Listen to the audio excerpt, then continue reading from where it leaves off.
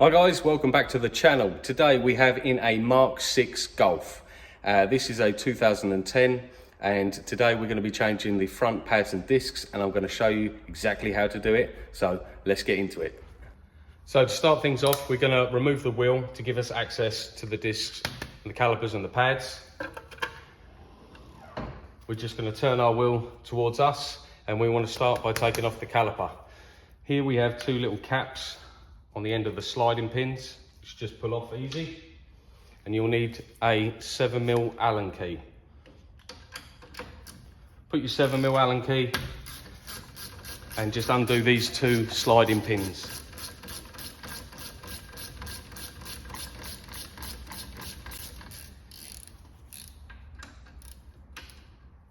Just to help them out, use a screwdriver just to push them out a little bit, and we're going to be cleaning those up before they go back in.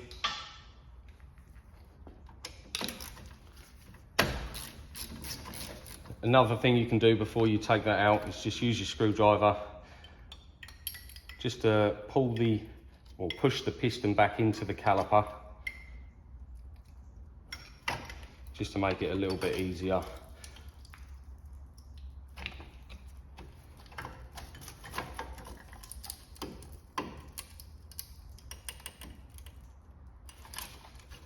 So now our caliper piston is pushed all the way back.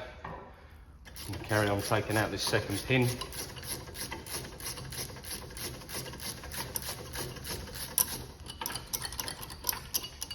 Just give it a wiggle. And again, push the top pin out, and we're going to clean that one up as well because that is minging. Now we'll be able to pull the caliper and the pads off. This one's seen better days. It's coming in for a grinding noise, which, as you can probably see there, is cutting in, the disc is cutting into the pad. Even though there's quite a lot of meat left on these, still going to change them. Always change your pads when you change your discs. And we're not going to let this hang down, we're just going to hang this up out of the way. You can use a bungee cord or a cable tie. So next step is to get the disc off. So you've got a little 30 Torx screw in the disc. Just going to take that out. That'd be too easy if that come off like that. I'm going to give it a little tap.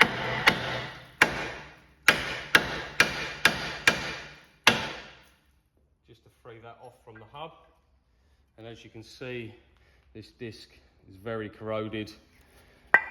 It's quite thin as well. So it's at the end of its life. With all that out of the way, we can get our wire brush. We're just going to clean up all the surfaces, all the mating surfaces.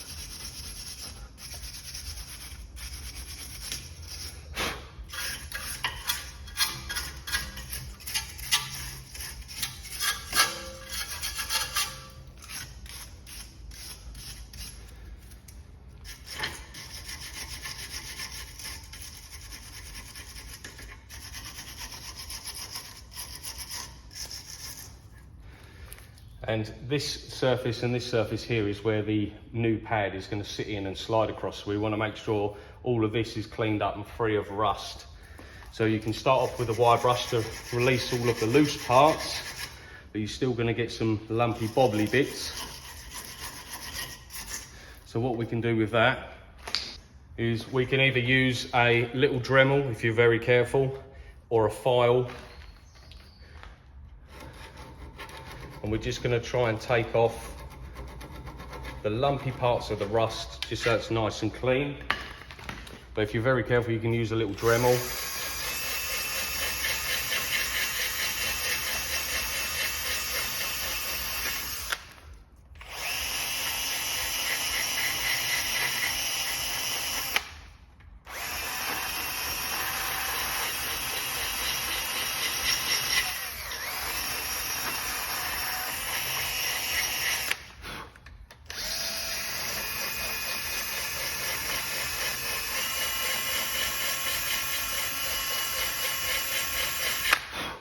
And we're just trying to take the rust off, we're not trying to take any metal away. So we can do that on the top and the bottom.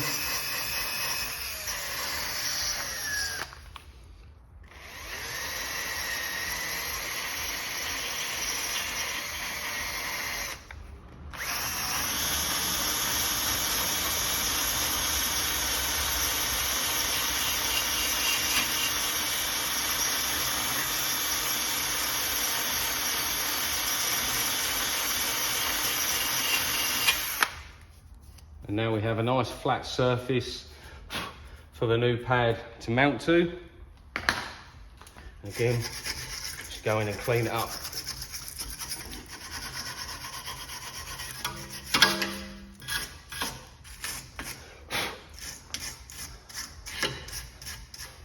Like that. So now this is ready to accept our new disc and our new pads in the caliper. So we have our new disc. The new discs, if they're not painted, they do come with a layer of oil to protect them from rusting, so you just want to clean that off before you install them with a bit of brake cleaner. Once you've cleaned that off, we can just go ahead, put our little 30 Torx bolt back in. That just holds the disc in location, and now we're ready for the pads. On this model, on the other side, on the near side, it does come with a sensor, so obviously be careful when unplugging that and plugging that one back in. But on this side that I'm showing you, doesn't have a sensor. So we're just going to go ahead and fit these back in the caliper. But first, we just want a little bit of brake grease. Right, so to install the brake pads, one pad is going to go into the piston side and one pad is going to go into the other side of the caliper. And they have these little metal prongs, one's larger than the other. So the larger one goes into the piston and the other one slides into the outside of the caliper like that. So we're just going to line that up, give it a push, and that just slots in. And for the next one, make sure it's the right way around. Clean out any debris. And we're just going to slide that in like that. So you've got your two pads fitted into the caliper, which then we'll be able to just slide over the disc and making sure that they sit nicely on these runners just here. Now we're just going to go and clean up our sliding pins. So now we've cleaned up our sliding pins and we've just put a little bit of brake grease on there just so they slide in nicely. We can take our 7mm Allen key.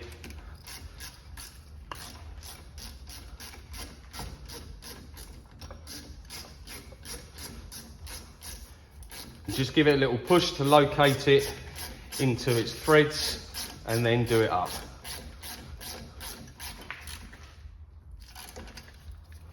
These don't have to be ridiculously tight. There is a specification for it. If you'd like to know that, let me know down in the comments section and I'll give that to you. But once they're done up, take your end caps, make sure you put them in, stop all the dust and debris getting back in there. And that slides nice and freely there. So now all we have to do is put our wheel back on. Once your wheel's back on and you lowered it down, you've done both sides, make sure you pump the brake pedal before driving, because you need to pump the piston out to the pad and to the disc. Otherwise, you could start driving and be caught in a pickle. So, all that being said, that's how you change your discs and your pads on a Mark VI Golf. If you found this useful or helpful in any way, please hit that thumbs up, hit that subscribe button, and I'll see you in the next one.